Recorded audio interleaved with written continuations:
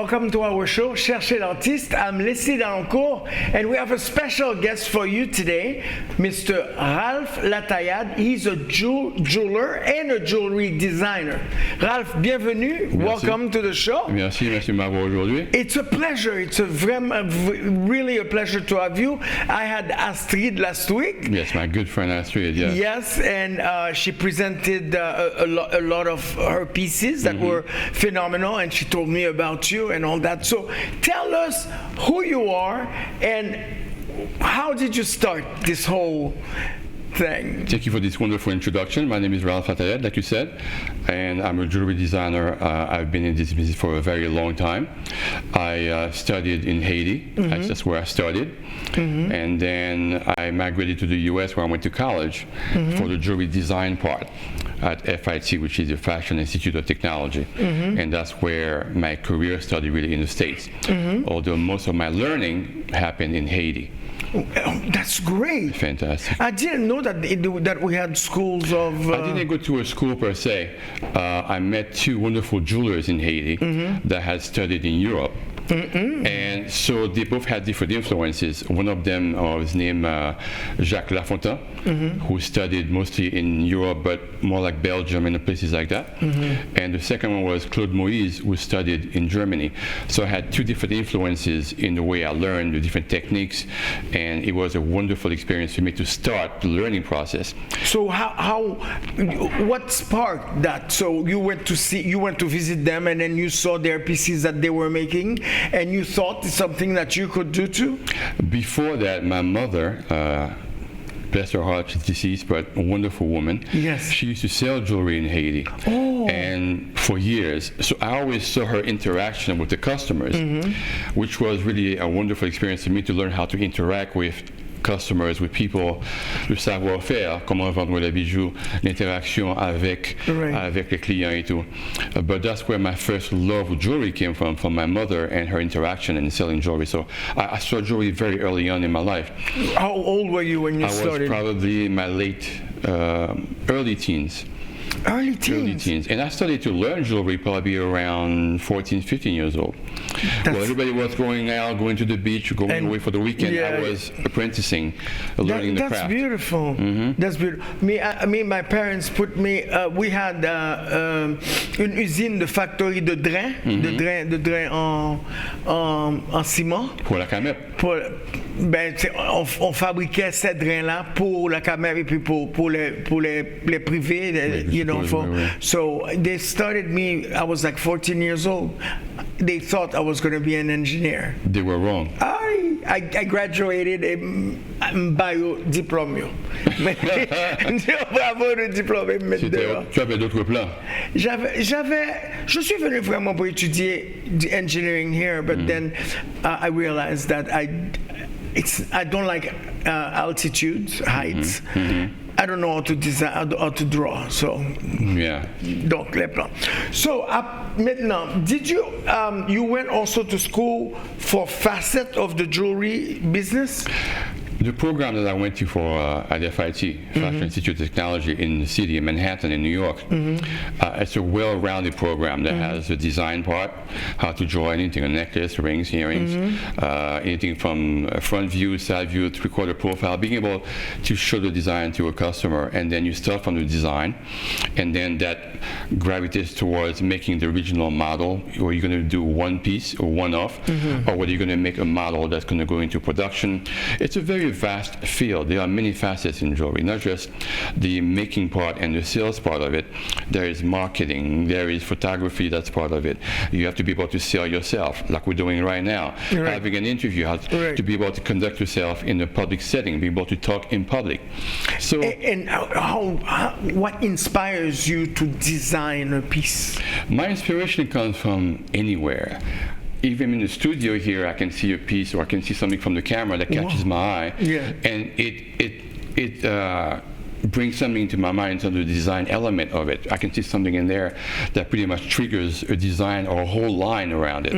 Whether I'm walking on the streets in the city in New York, the metal grates that cover the manhole covers in Manhattan, so many designs in there, or architectural details on the buildings, or Gothic architecture in the church.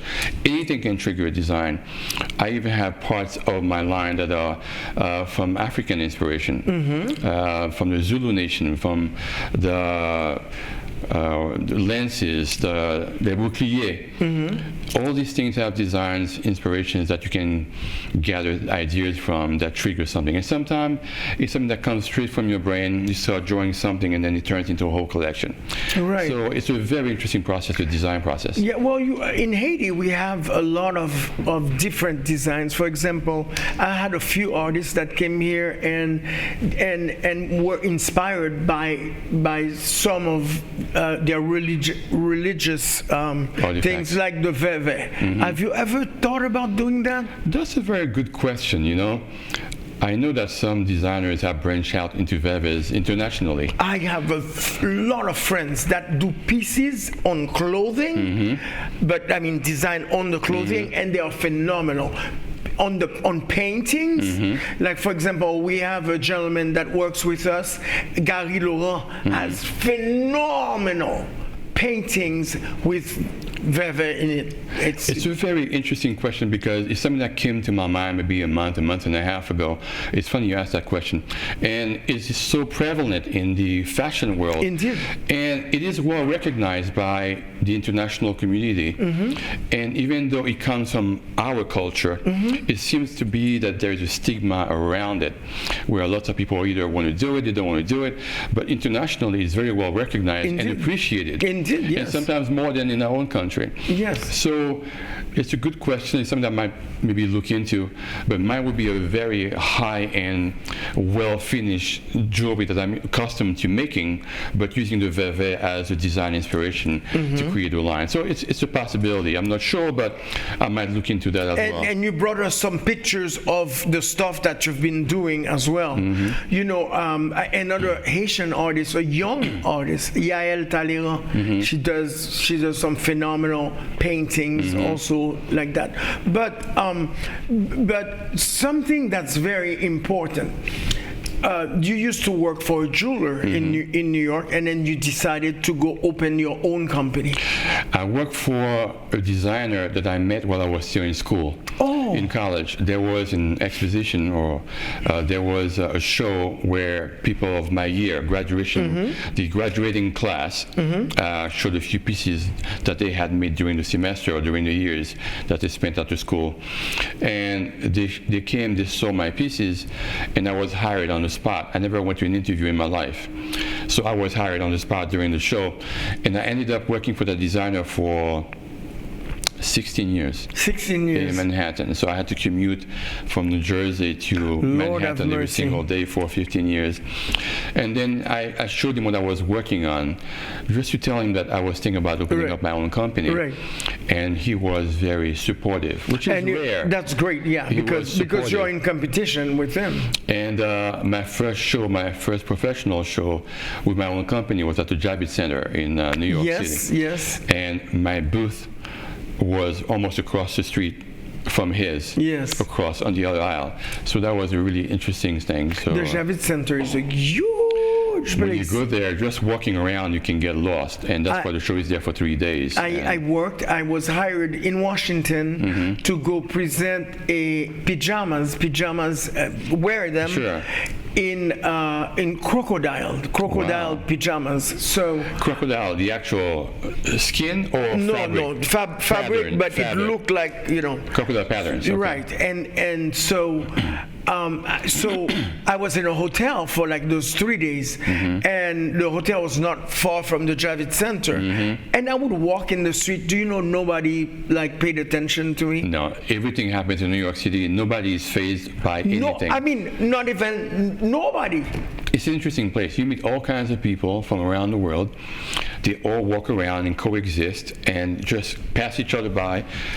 every single day, and nobody says even hello sometimes. No. But they all mind their own business and happy to be there. I have friends in New York that don't know their neighbors, and they've been there for 15, 20 years. You know, people say in general, people from New York are rude, and I lived there for a long time. I never noticed that.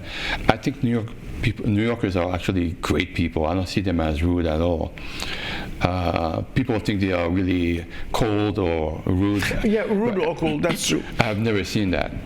So, listen, I know that things are changing here for artists, for jewelers, for painters, for people that are in this industry. Is it harder to present your stuff here? And because before you had to go to expositions, now with Instagram, with Facebook, with all those things, is it easier for you to create a catalog and send it out? Social media is a game changer, whether it's in my field or any other field.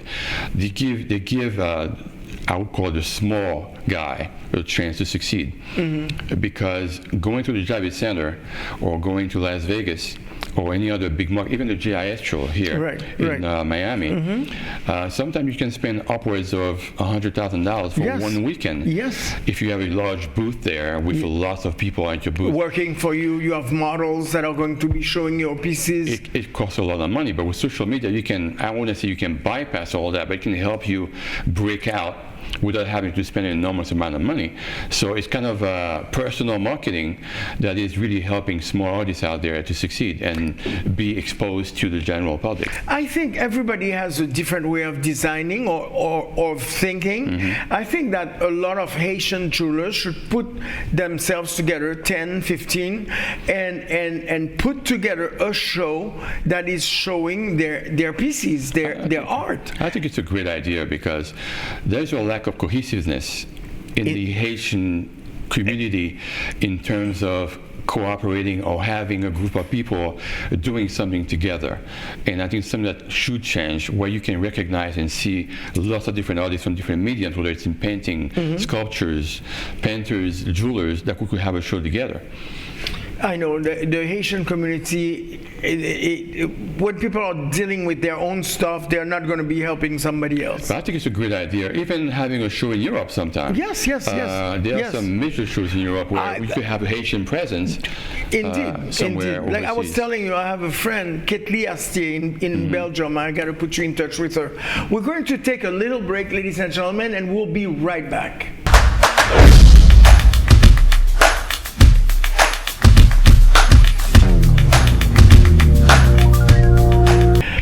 Ladies and gentlemen, we are back with our guest today, RALPH LATAILLADE, and he's talking to us about, he's a jewelry designer, and he's talking to us about how he got to where he is at the moment. So anyway, I wanted to ask you a question that we had talked about. What is your clientele? Is the Haitian community, do they know about you? I mean, I knew about you before we met here. I am well known in the Haitian community. I've done a lot of social media on Facebook, where lots of people know what I do. My clients are either Haitian or they are from the international community. So it varies. I have clients in Europe, sometimes I ship to Europe, so it depends. But I'm well known in the Haitian community. So what are you planning in the future there? Let's say in December, I think we're going to have Art Basel here, and there's going to be a lot of artists in town. I am working on a new line. Hopefully it might be ready for December. But I just moved to Florida probably 4 years ago. So I'm trying to adapt myself in Florida as well to grow my clientele and even have some shows around here. Most of my planning is going to be for this December, of course, but mostly for next year, where I'll come out with a lot more shows, a lot more exposure to the public here, and maybe even the GIS show. Do you think AI has an influence on the design of the jewelry? AI is interesting. AI is going to affect every single industry, but even in jewelry design or manufacturing. You know, before AI came out, there was already a movement to really fast-track production and design of production of jewelry. There are multiple machines that help you make models. They use the CAD software, CAD-CAM or CAD software, to not only design, but feed the design to a machine that makes a model layer by layer, a micron at a time in wax, that builds up a model from the ground up, and then it's very three-dimensional. They use a special resin for that makes the model, and that resin model, it's almost like a wax with a resin, and that model can be used to either cast one piece through the casting method, gold casting, or whatever metal you have, or you can use it to make an actual mold. Yeah. Do you use a mold to do? You design for gold and silver and what are, I don't know what other metals. I design for the fabrication of one piece at a time, or some models I make a mold of it if I'm going to make a production or a small run production out of it, where you can make, for a mold you can make hundreds of pieces, even thousands. You might have to change the mold here once in a while because the mold gets old. But I make mostly one-of-a-kind pieces, but I might make a mold for a small production. And it's a very interesting process that I could elaborate on for an hour. But they use casting, they use plaster of Paris to make the mold, where they put the wax. The wax part is inside the plaster of Paris. There's a hole in there, they put it in the oven. The actual wax model in there melts and goes away, gets out of the mold. So now there is an imprint of that wax mold inside the plaster of Paris. And now whatever is left inside that mold is a cavity left by the wax model. Now they inject gold in it that takes the place of that wax model. And that's how you come up with from the wax to the metal. And do you use des pierres précieuses, for example, diamant, sapphire, or whatever? Yeah, I use diamonds, sapphires, rubies, emerald, any kind of precious stones with my jewelry. And sometimes it's plain gold. It depends on the customer's wants and needs, and also it affects the budget as well. Right. Whatever you use as a material in the piece will dictate the price of it in the end. And what is your range price? My range probably varies from anywhere from $1,500 all the way to tens of thousands of dollars, depending on what you're making. I mean, the price of gold now, just to give you an example, when I studied jewelry in the States in 1989, I think the price of the ounce was around $350 to $400 an ounce. Today it's almost $4,000 an ounce. An ounce of gold? Today it's probably $3,900 gold. Of gold? Of gold, for the ounce of gold. But when I studied, it was 1/10 of that. So just imagine producing a line of jewelry today. You're taking a big chance, because you're investing a lot of money to create a line that if it sells, great. If it doesn't, you're stuck with inventory. That costs a ton of money to manufacture. So that's why I tend to make one-of-a-kind pieces for customers where you get paid right away. And do they sit down with you and then they say, you know, let's say, for example, some beautiful pieces that I see from some other jewelry designers, l'île d'Haïti, la partie Haïti seulement, you know, that little piece like that. That's usually a beautiful thing. Have you thought about a different a design of the island, but in a different way? I've seen that idea replicated many times. Different artists do it, where they make a map of Haiti in gold or silver or combination of metal. I've always made that more, I wouldn't say complicated, but more ornate pieces. And actually somebody had asked me if I could make something like that for them probably years ago. And I did, but mine was more ornate, where on the periphery, all around the island, there were diamonds. Yeah, I was thinking about that. And the separation between Haiti and Dominican Republic, there was like a ruby line. So it's different. Mine was different. It's just for a customer who lives in Germany. And one day maybe I'll show you. That must have been beautiful. It is beautiful. But everything I make, because I have such a high-end jewelry background, that anything I make that might look simple, I make it more ornate, because that's what I know and that's what I gravitate towards.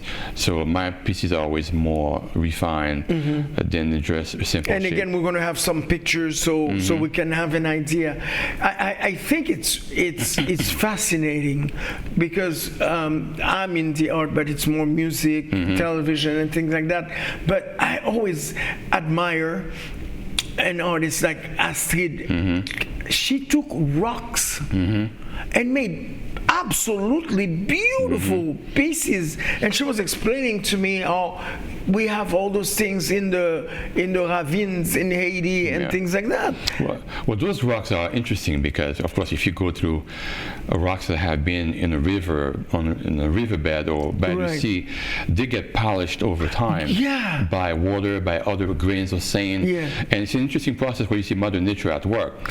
I love nature. So what she does, she takes those different kinds of rocks that have been polished by nature over centuries, sometimes thousands of years, and she uses wires, different kind of wires to make ornate pieces that are bigger. That, you know, when you use her material, you can use large pieces because it doesn't require really expensive material. You can use brass, you can use copper, but it really makes a wonderful piece, and you can make large objects with it. Exactly, and it's impressive. In gold, it's different. It's a lot more expensive. What advice would you give to a younger person, a boy or a girl, that would want to go into that field of jewelry designing? What would you tell them? It's a hard line, you know, of for the youngsters coming in. It's a very competitive market, and where we're going right now, we are going towards a very large automation of everything. With AI, like you mentioned earlier, AI is going to have an impact on every industry, including jewelry, not just the design, but the manufacturing of it. I mean, just a quick example, there are factories in China right now, not in jewelry per se, that don't sleep. They are called nighttime factories. They don't need any light. It's dark in the factory. The machines are working 24 hours a day. It's a machine? Nobody in there? In the dark. There are people that might be there here and there to oversee. But that's where we're going into automation. And that's in jewelry as well. I mean, there'll always be a part of the art world that will be very manual, very inspiration and hand-drawn and handmade. That will always exist. But there's going to be a large part that will be automated. So that's why I would tell the young people to always learn how to make things by hand. So even if automation comes in, which it will, it's not an if but a when, it will come. But at least you know how to make things with your hands, using your mind for the design, draw it. You can use aids to create the design for you, but knowing how to make something by hand, it's going to be very hard to replace, because something made by hand will always command a higher price because the artist took the time to make it by hand. And when you make something by hand, it has mistakes in it. It's not perfect. It's not meant to be perfect. The automation might make something perfect, but missing the human touch of it. Yes, and that's where I think it's going to be important to know both sides. The handmade part of it, the design part of it, and also the automation side, where it will help you maybe manufacture things quicker, but still have some human touch in it to make you still an artist as opposed to just a manufacturer. Yeah, it's like in music. Now I see AI music factories, and they even have the voice of a computer, a lady that sings or a guy that sings, and it's incredible, and the song sounds fantastic. But when you go down to it, when you were thinking that 20, 30, 40 years ago, when we were creating music, it was note by note, and there was no auto-tune then. There was no auto-tune. So you had to go to the studio and mix here and there. That was voice, instrument making. And that was a lot more interesting. And you had to, if you couldn't sing, you had to go take singing lessons. Yeah, there was no auto-tune to correct the singing. The engineer could do something for you here and there, but if you didn't have a voice, you were not singing. Forget it. Forget it. Yes. But I think it's a field that's fascinating. What do you think your work will do as an inspiration for the younger generation that is coming after us? The younger generation will have plenty to look from, not just from me, but from hundreds of years of jewelry making. If you take the old companies, the Cartiers, the Bulgaris, the Tiffany's, they've been around for a long time, and they've been making very intricate and beautiful jewelry for a very long time. They are established companies. For the new people coming in, I think it's going to be more about marketing and knowing how to present yourself out there and to be in the public eye without having to spend an enormous amount of money to be seen, to be exposed to the public, or the public to be exposed to you. So I think it's going to be very interesting to see where it goes. AI is going to have an impact, a serious impact on the life of everybody. Yes, everybody's field and industry will Yes. will be impacted. Where do you see that you will be in 10 years, in 15 years? Well, in 10 years, 15 years, I don't think I'll be retired because I love what I do so much that I'll probably still making jewelry, whether it's on a large scale or not. I'm an artist at heart. More than the success is the idea of being creative, using your brain to create something that comes from your mind, and you use your hands to make it. There's nothing like it for me.